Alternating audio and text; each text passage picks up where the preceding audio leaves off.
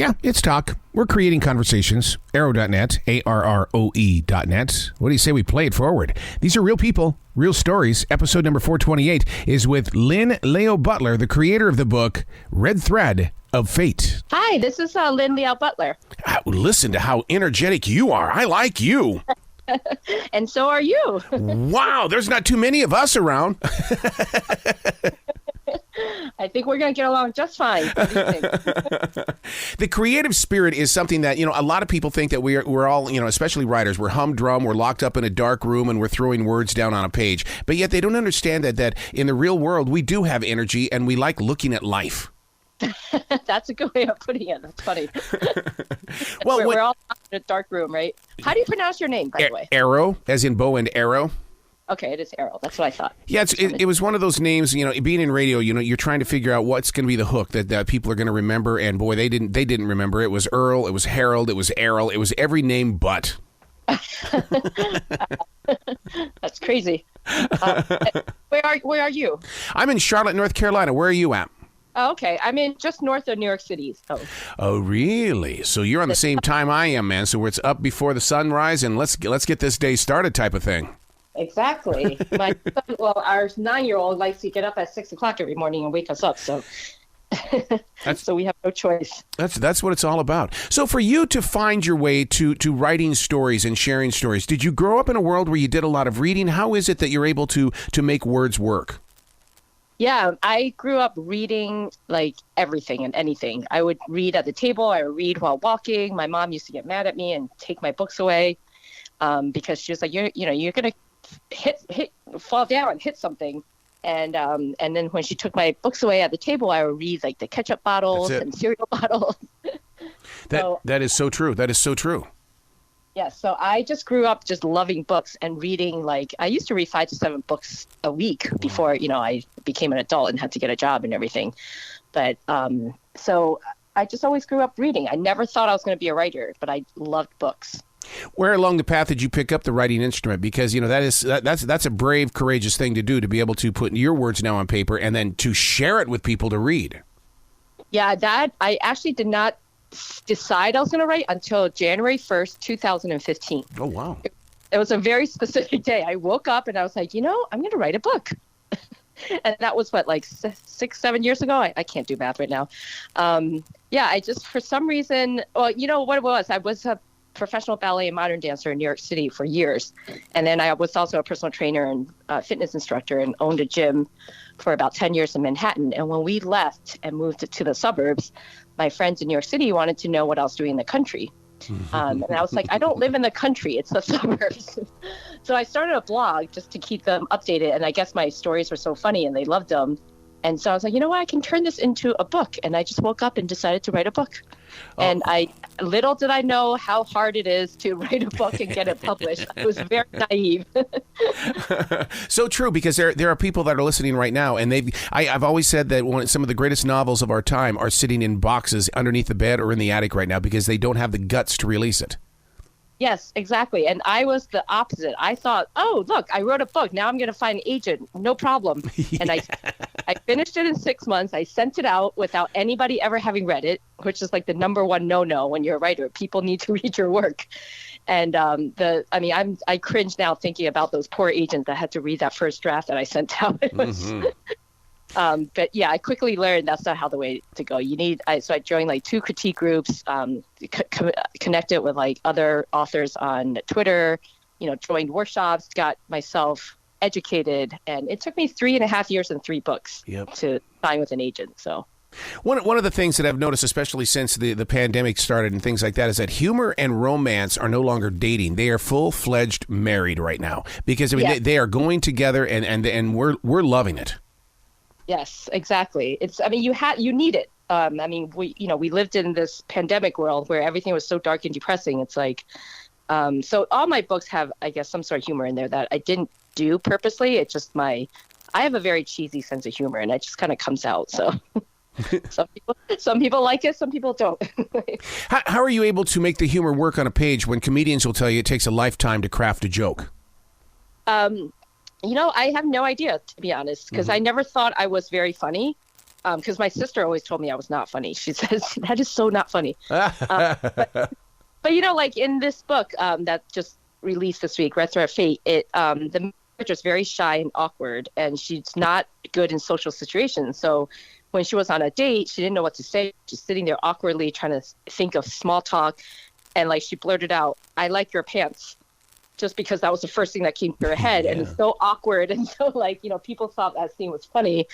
And then as an Asian American, I've been on dates where like, people are stereotypically thinking that I'm subversive and, just timid and shy. Right. So there's a lot of humor in those scenes where she's on these dates and then, she's thinking like, oh, hell no.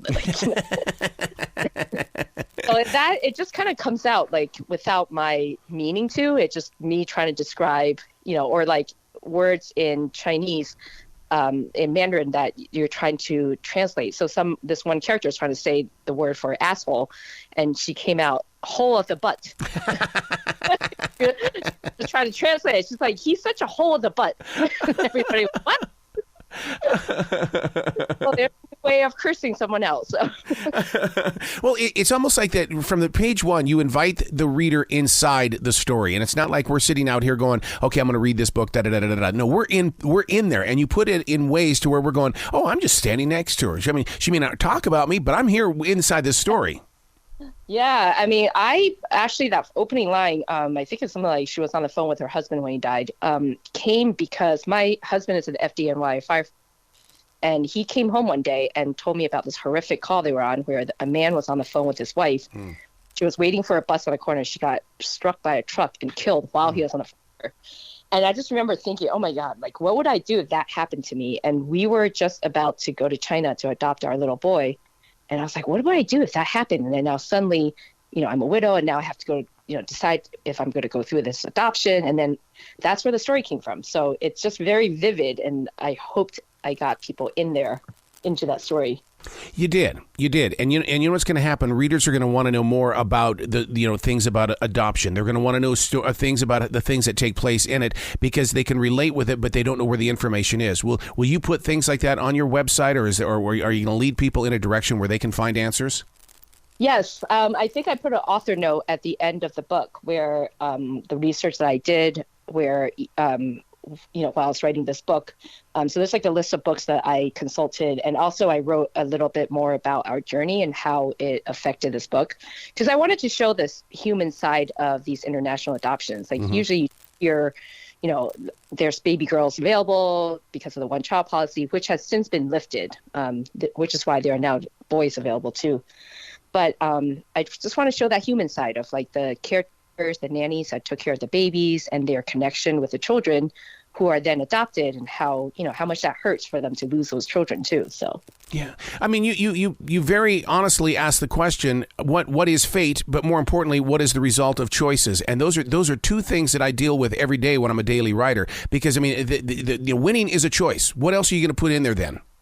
Right, exactly, and that's why I thought it was really fascinating how like fate and the choices that you make and the things that you decide not to confront can have such an impact later on, that you don't realize. Right. Because, I mean, if mindfully, we are in the presence of now, therefore, what is your choice? It's the only thing that we have control over.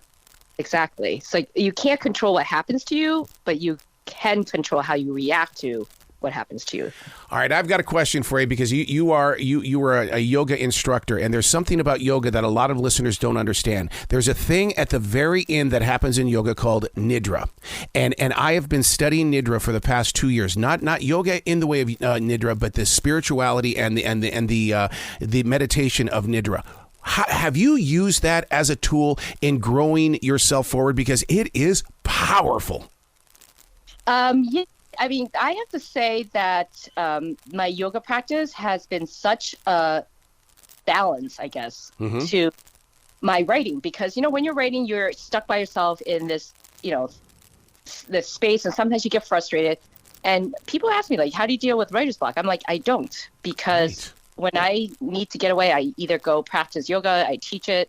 I get that kind of like calm. I'm a very hyper person, if you can't tell.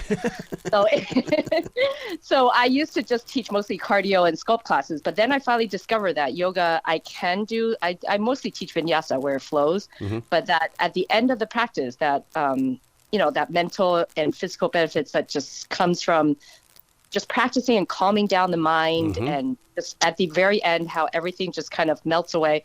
I've been able to find that, and that helps me so much, because then when I come back to my writing, I'm at a different place. It's almost like I cleared my head. And even that hanging upside down a lot in yoga, like I make joke of it in class that our blood is going back to our brain and making us smarter. But it is true, because, you're turning the world upside down, and it's really true to get the blood back in your brain and your head, and just find that sense of like internal, even if it's just a moment of peace or something. Yeah. It's so true, because what the book that I'm currently reading with, actually I'm not reading it, I'm studying it, but it breaks it down in the way of how you begin, to take the subconscious mind with the conscious mind, and basically it helps you understand how you think, why you think, and where you're growing, and how much mindfulness is such a major part of it. Right, exactly. And that's why it's such, for me, the whole exercise yoga aspect is such a great complement and balance to my writing. And don't you think, though, that the creative mind, it needs an escape like that? Like you said, that it seems like that when you go and do the yoga, you come back, rejuvenated.